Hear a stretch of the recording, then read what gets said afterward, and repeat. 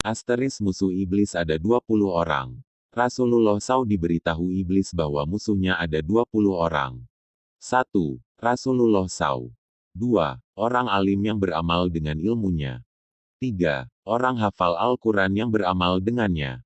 4. Juru azan sholat 5 waktu kerana Allah. 5. Pencinta orang-orang fakir, miskin dan anak yatim. 6. Orang berhati penyayang. 7. Orang yang tawadu terhadap kebenaran. 8. Pemuda yang tumbuh mentaati Allah SWT. 9. Orang yang makan yang halal. 10. Dua pemuda yang bersahabat kerana Allah SWT. 11. Orang yang memelihara sholat berjemaah. 12. Orang yang sholat malam ketika manusia tidur.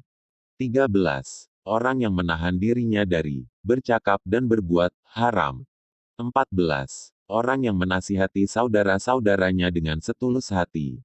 15. Orang yang sentiasa dalam wudu. 16. Orang yang pemurah penderma.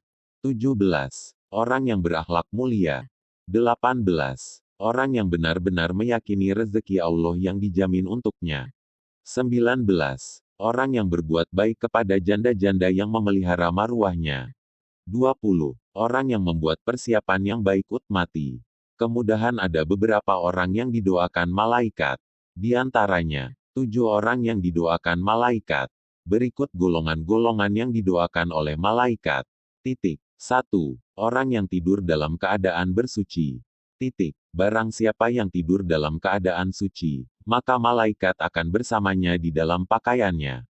Dia tidak akan bangun hingga malaikat berdoa, "Ya Allah, ampunilah hamba-Mu si Fulan karena tidur dalam keadaan suci." Hari, Imam Ibnu Hibban dari Abdullah bin Umar.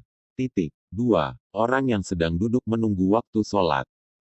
Tidaklah salah seorang di antara kalian yang duduk menunggu sholat, selama ia berada dalam keadaan suci, kecuali para malaikat akan mendoakannya, "Ya Allah, ampunilah ia. Ya Allah sayangilah ia." Hari, Imam Muslim dari Abu Hurairah, Sahih Muslim, 469. 3. Orang-orang yang berada di saf barisan depan di dalam sholat berjamaah.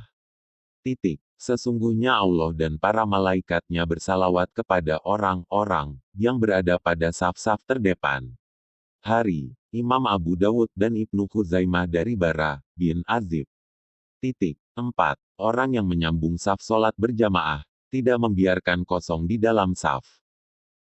Sesungguhnya Allah dan para malaikat selalu bersalawat kepada orang-orang yang menyambung saf-saf.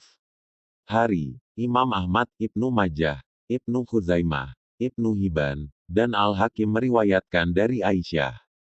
5. Para malaikat mengucapkan amin, ketika seorang imam selesai membaca Al-Fatihah. Jika seorang imam membaca, Gairil makdubi alaihim waladdallin, maka ucapkanlah oleh kalian, amin, karena barang siapa ucapannya itu bertepatan dengan ucapan malaikat, maka ia akan diampuni dosanya yang masa lalu. Hari, Imam Bukhari dari Abu Hurairah, Sahih Bukhari, 782. 6. Orang yang duduk di tempat sholatnya setelah melakukan sholat. Para malaikat akan selalu bersalawat, berdoa kepada salah satu di antara kalian selama ia ada di dalam tempat sholat di mana ia melakukan sholat, selama ia belum batal wudunya. Para malaikat berkata, "Ya Allah ampunilah dan sayangilah ia." Hari, Imam Ahmad dari Abu Hurairah, Al-Musnad No. 8106. 7. Orang-orang yang melakukan sholat subuh dan asyar secara berjamaah. Para malaikat berkumpul pada saat sholat subuh lalu para malaikat, yang menyertai hamba, pada malam hari. Demikian beberapa golongan yang menjadi musuh iblis. Semoga kita bisa termasuk dalam kelompok yang menjadi musuh iblis.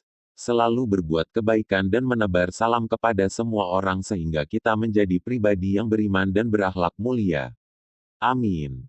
Rujuk kitab karangan Imam Ibnu Hajar al-Asqalani rahimahullah.